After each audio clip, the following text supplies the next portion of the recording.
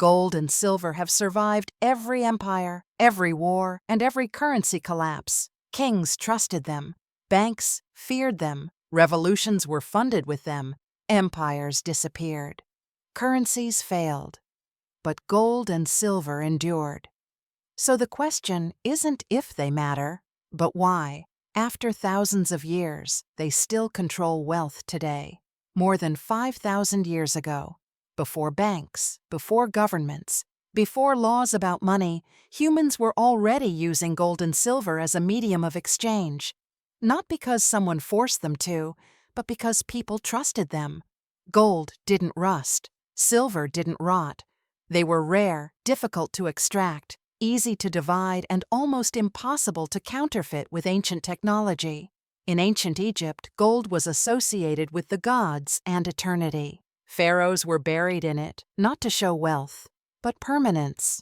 In Mesopotamia, silver became the standard unit of account for trade. Prices, wages, and debts were measured in weight, not face value. Across different civilizations, separated by oceans and centuries, humans independently chose the same metals as money. That's important, because money wasn't invented by governments. It emerged naturally from human behavior. As civilizations expanded into empires, gold and silver became instruments of power. Soldiers were paid in silver. Taxes were collected in metal. Trade routes were secured to control access to mines. As long as money remained honest, empires functioned.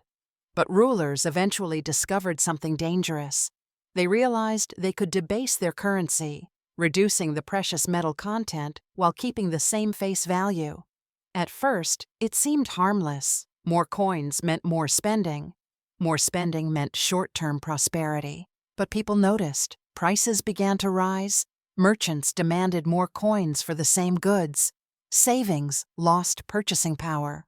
Trust eroded. This cycle repeated again and again throughout history. Inflation wasn't a modern invention. It was a political shortcut. And it always ended the same way. Paper money was originally not money. It was a promise, a claim ticket that said, "This piece of paper represents gold or silver stored somewhere safe." For centuries, this system worked, as long as the promise was honored. But paper had one fatal flaw.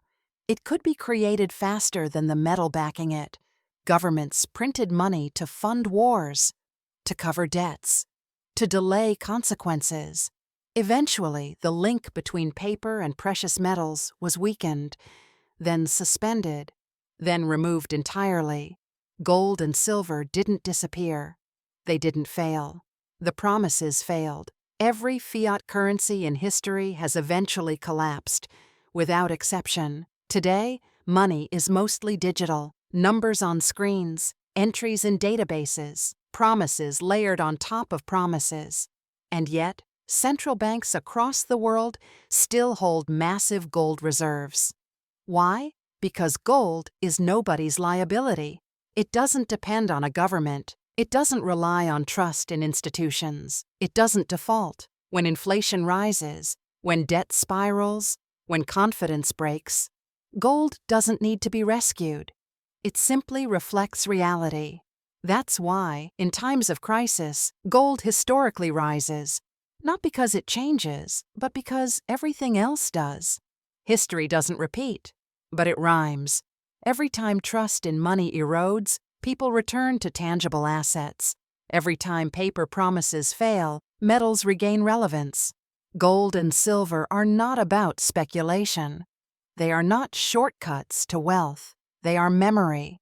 They remind us that systems come and go, that currencies are temporary, and that value, ultimately, is about trust. Gold and silver don't prevent collapse. They simply survive it. If you want Part 2, where we explore modern crises, inflation, and what precious metals are signaling today, subscribe. History always leaves clues. The only question is whether we choose to listen.